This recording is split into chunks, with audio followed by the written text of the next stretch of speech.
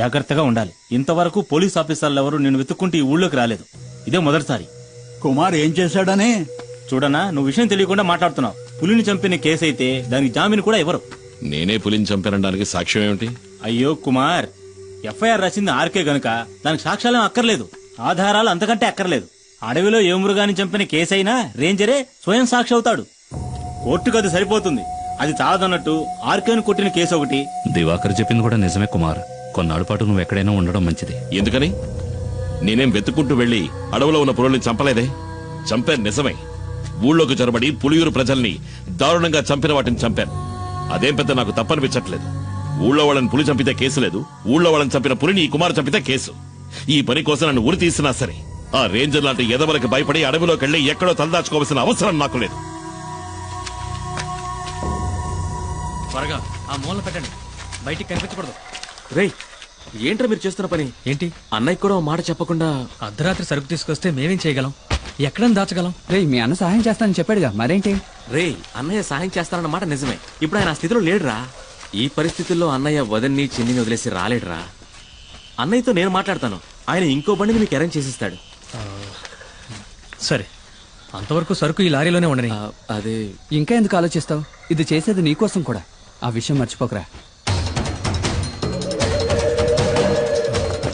ఏంటి సింహాద్రి? రండి. ఏంటి విషయం చెప్పు. శంకర్ని నిన్న రాత్రి పోలీసులు పట్టుకున్నారు. రామయ్య కుడిబుచ్చం వాడు. గంజాయిన చుట్టూ వాడికొక్కడికి తెలుసు. ఇప్పుడు ఏం చేద్దామంటావా? ఇప్పుడే దాన్ని పులియూరుకి చేర్చాలి. దానికి ఒక్కటే దారింది, కుమార్. అరెస్టోళ్ళు పోలీసులు వెంటనే ఇక్కడికి వస్తారు. వాళ్ళ కళ్ళు గొప్పి లోడు తీసుకెళ్లగలిగిన వాడు ఈ పులియూరులో కుమార్ ఒక్కడే. అదెలా జరుగుతుంది సింహాద్రి? ఈ పరిస్థితిలో కుటుంబాన్ని వదిలి కుమార్ అన్న ఎక్కడికి రాడని మని చెప్పాడుగా. ఆ విషయం నాకు తెలీదు. ఈ సమస్య నుంచి మిమ్మల్ని రక్షించడానికి కుమార్ తప్ప ఇంకెవరూ లేరు. మేమంతా ఎంక్వైరీ చేశామన్నా. ఆ రేంజర్ ఇప్పుడు హాస్పిటల్లో ఉన్నాడు.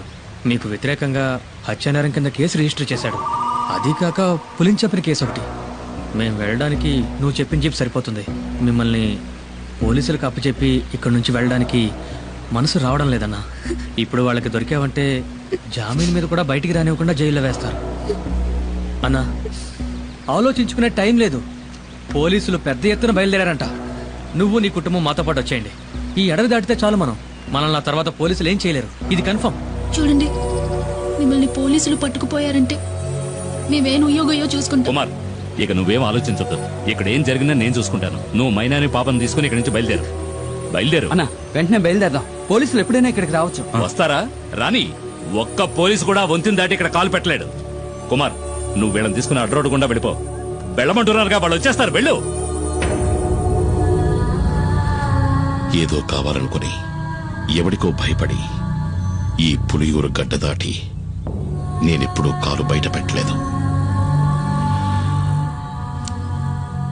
ఇదే సరైన నిర్ణయం మీకు అనిపిస్తే నేను వస్తాను.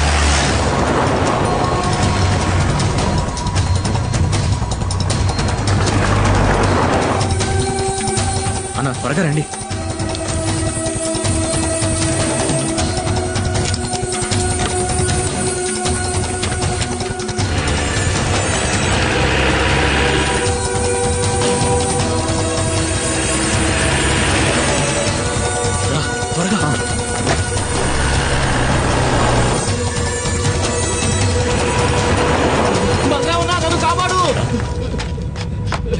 పోలీసులు ఎన్కౌంటర్ చేయాలని చూస్తున్నారు.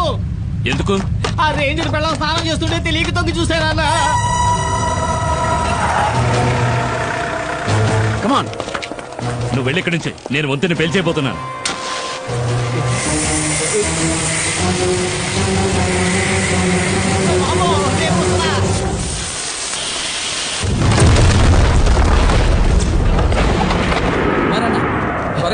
బండి కూడా రెడీగా ఉంచారు.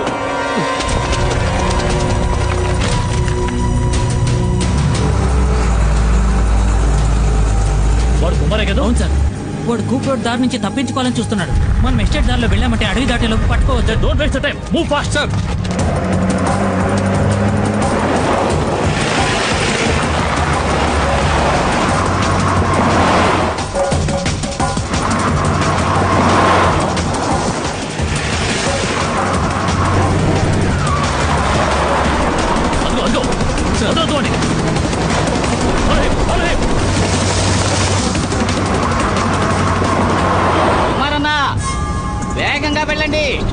చెప్పే వరకు బండి ఆపొద్దు.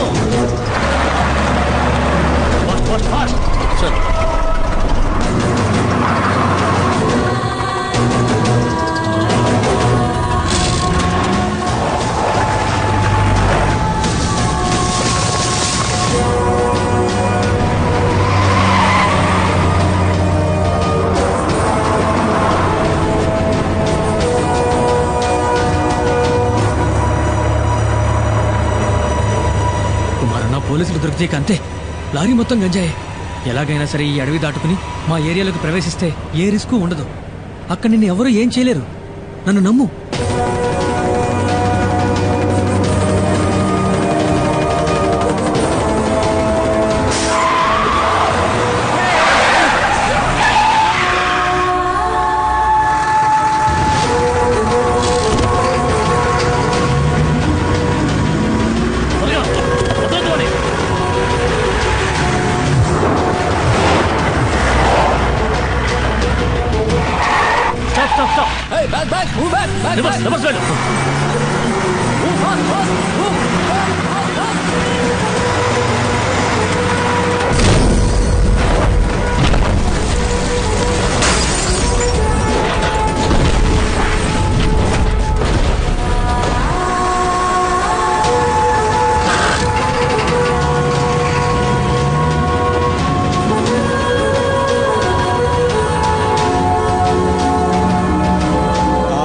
పులియూరు వదిలిపెట్టి వెళ్లిన కుమారు అతని కుటుంబము మంగళాపురం దగ్గర డాడీ గిరిజా సంరక్షణలో ఉన్నారు. ఇక్కడున్న కేసును మాఫీ చేయిస్తానని చెప్పి ఆ డాడీ గిరిజా కుమార్కి మాటిచ్చాడు. బాధపడొద్దు, అతను తప్పకుండా తిరిగి వస్తాడు. నీ గురించి నేను చెప్తాను, తప్పకుండా సహాయం చేస్తాడు. బాబు, అడగటం మరిచాను, ఆ కుమారుతో ఎవరొచ్చారని చెప్పాలి?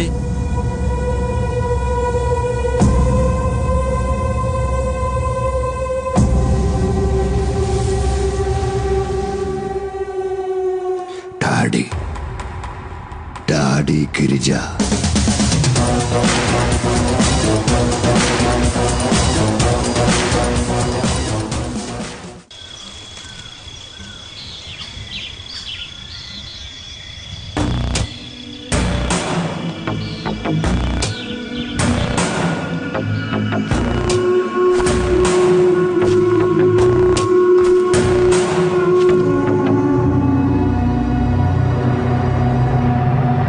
మనం ఎంత దూరం వచ్చాం, ఒక్క పోలీసుడు కూడా మనల్ని అడ్డుకోలేదు. చూసారా, గంజాయాకును పొడిగా చేసి లారీలో ఎక్కించినప్పుడు ఏదో అనుకున్నాను మీ గురించి. ఇప్పుడు కదా అర్థమైంది, దేహ బలమే కాదు మీకు బుద్ధి బలం కూడా ఎక్కువని. కొంచెం మెల్లగా వెళ్ళు. పరిగెట్టిని బాగా లాక్కట్టారు కదా, రోడ్లో గడ్డెక్కడ జారుదుగా. ఇలాగే తీసుకువెళ్ళి పశువులకు మేతగా వేయకుండా ఉంటే చాలు.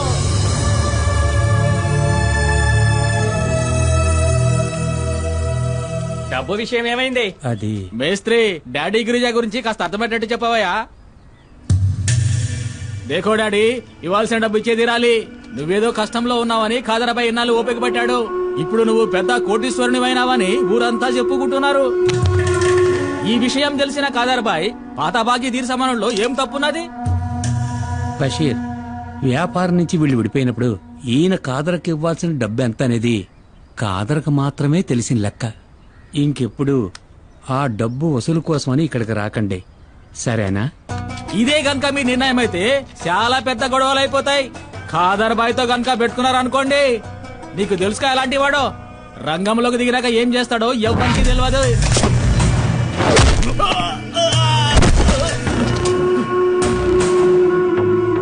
నేను మంగళాపురాన్ని ఏలేసి వచ్చిన తర్వాతేరా ఆ ఖాదర్బాయి గాడు అడుగు పెట్టాడు, పెద్దోడయ్యాడు.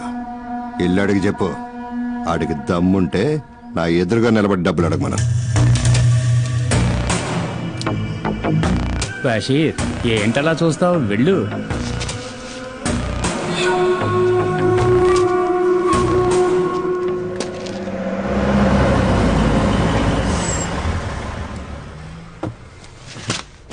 రాన్నా. డాడీ, ఈయనే కుమార్. సరుకు లారీలో ఉంది. ఈయన వాళ్ళ ఊళ్ళో ఉండలేని పరిస్థితి, అందుకని నేనే కుటుంబంతో సహా ఇక్కడికి తీసుకొచ్చాను.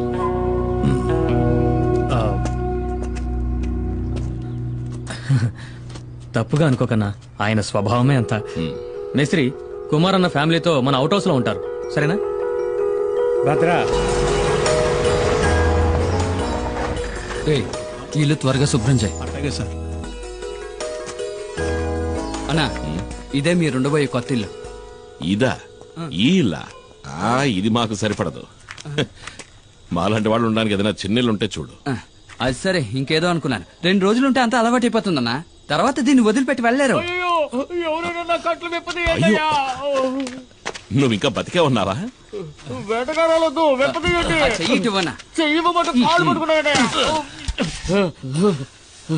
నాకు వ్యతిరేకంగా కుట్ర పన్నారు. నీకు ఇదే సరైన శిక్ష. ఎందుకు? స్నానాలు చేస్తుంటే తొంగి చూసినందుకు, నాతో చెప్పకుండా నా బండెక్కినందుకు. నేను అర్జెంట్ గా ఒంటేకి వెళ్ళాలి. దానికి నన్నేం ఎక్కడ చేయమంటావు? పోసుకోవాలో చెప్పండి. ఇంట్లోకి వెళ్ళు. ఇంట్లోకా? అరే, ఇంట్లో టాయిలెట్ ఉందని చెప్తున్నా. నాకు ఆరు బయట వెళ్ళడమే అలవాటు. మనీ చూసావా, ఇంట్లోనే వానొస్తుంది. వానా షవర్ అయి ఉంటుంది వదినా. ఏంటో ఈ షవరా వసే పల్లెటూరు బయట నీకు అలవాట్లేని పనులేం చేయకే. ఇదిగోరా, నాకు ఇంకొంచెం పోయి. ఇదిగో మనీ, ఇప్పటికే మీ అన్నయ్య తడబడుతున్నాడు, ఇక ఆపే. వాడు ఆపడు, నువ్వు మొయ్యి. వద్దులే. మణి, నీకు విషయం తెలుసా? ఒకప్పుడు ఒక జ్యోతిష్కుడు నా చేయి చూసి చెప్పాడు, రే కుమారు, నీకు రాజభవనంలో ఉండే యోగం ఉందిరా. అది నిజమైందిగా. జైలుకెళ్లే యోగం ఉందో లేదో ఆ జ్యోతిష్యుని అడిగి చూడు. ఒక్కో రోజు ఇక్కడ జరిగే ఇన్ని చూస్తా ఉంటే మనశ్శాంతి లేకుండా పోతుంది. ఈయన ఆ రోజు సిద్ధగొట్టిన ఫారెస్ట్ రేంజరు చావు బతుకుల్లో ఉన్నాడు. అవసరమైతే ఇంకా కొడతాను అన్ని. ఎల్లి కొట్టు. రేంజర్లే చూస్తేనే నాకు ఒళ్ళు మండిపోతాయి. వాళ్లే మా నాన్నని పులి చేత చంపించిన లుచ్చాగాళ్ళు. వాళ్ళు వదిలిపెట్టినాం, నన్ను ఉరిదీస్తారా ఏంటి? ఆడు సచ్చాడంటే అదే గతి. పోయిరా సుబ్రమణి, ఇంకా పోయి. తాగి తాగి సావుని. కరెక్ట్ గా చెప్పావు. అక్క చెప్పిన దాంట్లోనూ విషయం ఉంది. మీరు ఇలాంటివి తాగి చావకూడదు. మిగతా నేను రేయ్, ముట్టుకున్నావనుకో చెయ్యి నరికేస్తా. ఇదిగో సుబ్రమణి, నాకు గ్యాస్ వెలిగించడం చేత కాలేదు. బయట పోయేట్టివ్వు, అన్నం వండుతాను. ఉండదునా, గ్యాస్ పై నేను వెలిగిస్తాను. అయితే రా. ముట్టుకున్నావో? ఒకసారి ట్రా నాన్న, దేనికి తల్లి? ఒకసారి ట్రా. వెళ్ళి ఏంటో అడగన్నా. జాగ్రత్త. తాకనే తాకను. తాకేవో అయిపోతావు. ఈ విషయంలో కన్న తండ్రి చెప్పినా విన్నంటే విన్నా.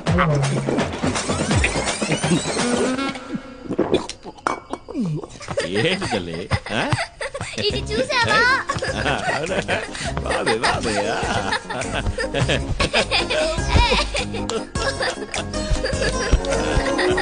మైనా, మైనా, వస్తున్నాను. వేగ దాకా సారాయి తాగి పిలుస్తున్నాడు చూడు, మైనా మైనా అంటూ. ఏంటి? నువ్వు వచ్చి ఈడ పడుకోద్దా? దీనికి ఏం తక్కువ లేదు. తీసుకుని పడుకో. పడుకోమన్నానా? ఇదిగో, నువ్వు రా. పద, వెళ్దాం. నువ్వు పడుకో. కొట్టేననుకో. నువ్వు రావే. నిద్రపోమని చెప్పానా? పద. కాప తీసుకురావడానికి వెళ్తున్నారా? అన్నా, నేను ఇక్కడ పడుకోనా? అదే, నేను ఇక్కడ పడుకుంటాను, మీరు మీ కుటుంబంతో సహా బయట పడుకోవచ్చు కదా అని. నిజమన్నా, నాకు తెలిసిన ఎంతో మంది దంపతులు మెత్త మెత్తటి ఇలాంటి పరుపు మీద హాయిగా పడుకుని ఎంజాయ్ చేయడం చూసినప్పటికీ నేనింతవరకు ఇలా పడుకునే అదృష్టానికి నోచుకోలేదు. ఇక్కడ ఉండడానికి లేదు. మీ ఊరు తమాషాగా అంటున్నావు. మళ్ళీ నువ్వు నా కండ పడ్డావో చంపేస్తాను నిన్ను. అనయ్య, అనయ్య, వాడిని ఇక్కడి నుంచి పంపించేస్తే మనం ఇక్కడ ఉన్న విషయం పోలీసులకు చెప్పేస్తాడు కదా. అయ్యో, అదొకటి ఉంది కదా. అక్కడే ఆగు. ఈ రాత్రి కుదిలే అన్నా, రేపు తెల్లారుజామున వెళ్ళిపోతాను. పోనీ ఎల్లుండి, ఆవులెల్లుండి. మర్యాదగా చెప్తున్నా, నేను మర్యాదగానే వెళ్తా. ఉండమన్నాను కదా అని ఎదవేసారు వేసావనుకో, అంతే సంగతి. గుత్తి గులాబ్ జామ్ అయిపో. లేదన్నా, మన ఊరు పోలేరమ్మ మీద ఒట్టు. ఎవరు స్నానం చేస్తున్నా నేను తొంగి చూడను. నేను అసలు స్నానం చేయను. ఒకవేళ చూస్తే నీ తల పగిలిపోద్ది. కుమారన్న, ఒక చిన్న ప్రాబ్లం. ఏంటి? లారీలో ఉన్న సరుకు ఎలాగైనా ఈ రోజు రాత్రికే ఫార్మసీకి చేర్చాలి. ఫార్మసీ అదెక్కడ ఉంది? ఇక్కడ నుంచి 3-4 గంటల ప్రయాణం ఉంటుంది. త్వరగా వచ్చి బండి తీయనా? అయ్యో, నేను ఇప్పుడు బండి తీయలేను.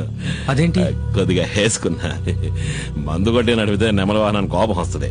ఇంతకుముందు 2 సార్లు అట్లా జరిగింది కూడా. మనం రేపు ఉదయం. అయ్యో కుమారన్న, అది మంచిది కాదు. రాత్రిలో లోడ్ దించేయాలి. పొగలైతే చాలా రిస్క్ అవుతుంది. ఇబ్బంది పెట్టకండి.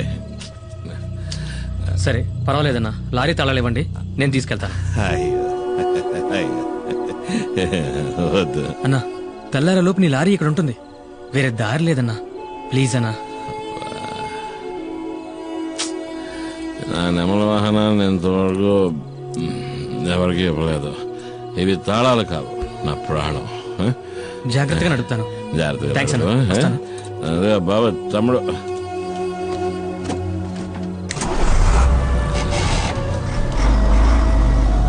నా ప్రాణం పోతున్నంత బాధగా వదిలే తట్టుకోలేకపోతున్నా. రాయ్ మిగిలిన సరుకు తీసుకురా. మిగిలిందంతా నేను తాగేశానన్నా.